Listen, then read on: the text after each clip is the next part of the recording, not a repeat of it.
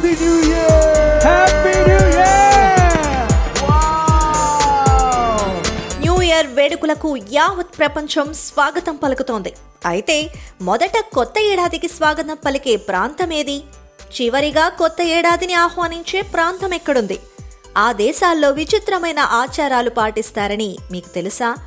ఇంతకీ ఆ దేశాలేంటో, ఆ సాంప్రదాయాలేవో తెలుసుకుందాం.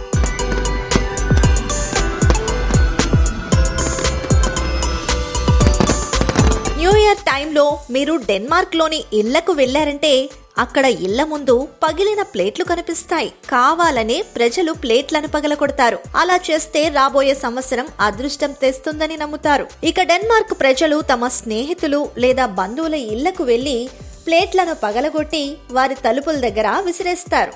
ఇది శుభాకాంక్షల సందేశం లాంటిది.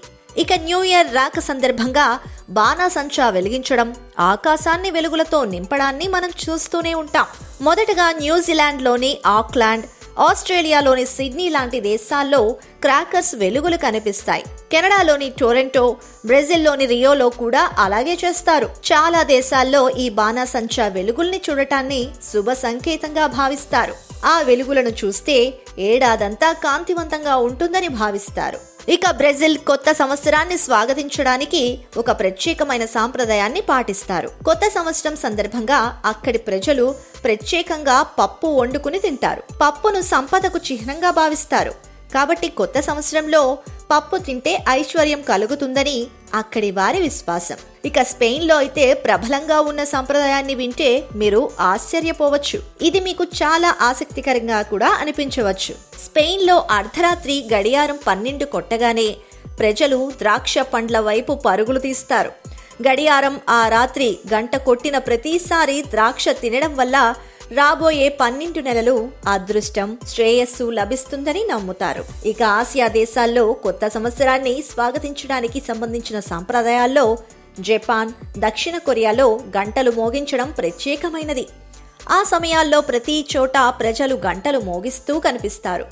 జపాన్లో నమ్మకం ప్రకారం గంటను 108 సార్లు మోగించడం శుభప్రదంగా పరిగణిస్తారు. కాబట్టి అక్కడ చాలా శబ్దం ఉంటుంది. ఇక రొమేనియాలో కొత్త సంవత్సరానికి స్వాగతం పలికేందుకు ప్రజలు ఎలుగుబంట్ల లాంటి డ్రెస్ ధరించి డాన్స్ చేస్తారు. ఇక కొత్త సంవత్సరంలో దుష్ట శక్తులు దూరమవుతాయని దాని వెనుక ఉన్న నమ్మకం.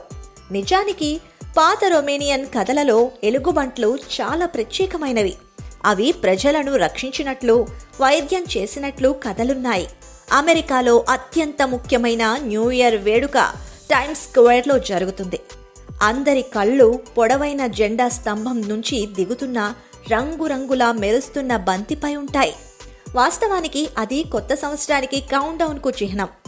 దాని తరువాత అనేక అమెరికన్ నగరాల్లో ప్రజలు సాంప్రదాయకరంగా నూతన సంవత్సర పండుగ సందర్భంగా ఎత్తు నుంచి కొన్ని వస్తువులను విసిరివేయడం కనిపిస్తుంది. అయితే ఏడాదికి చివరగా వీడ్కోలు పలికేది మాత్రం అమెరికాలోని సమోవా దీవులు. దక్షిణాఫ్రికాలోని జోహెన్బర్గ్లో కొత్త సంవత్సరానికి స్వాగతం పలికేందుకు అనవసరమైన గృహోపకరణాలను విసిరేస్తారు. ఇది మన భోగి సాంప్రదాయానికి దగ్గరగా ఉంటుంది. కాకపోతే వాళ్ళు విసిరే వాటిని కిటికీ నుంచి పారేస్తారు. అలా చేస్తే కొత్త సంవత్సరంలో కొత్త శుభాలు కలుగుతాయని వారి విశ్వాసం.